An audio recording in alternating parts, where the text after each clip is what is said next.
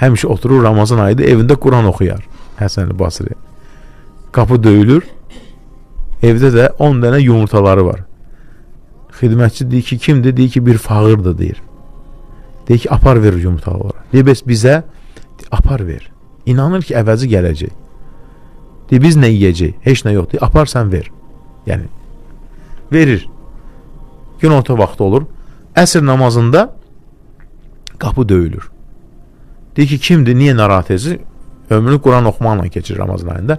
Deyir ki, tələbələrindən biri sənə yumurta gətirib. Bir zəmbil.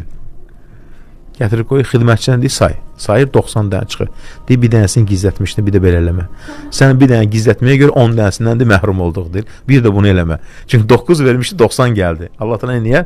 10 dəfə artırar. Deyir, bir də belə eləmə. Bir dənəyə görə, o gizlətdiyinə görə Allah təala deyir, bizi 10 dənəsindən məhrum eylədi.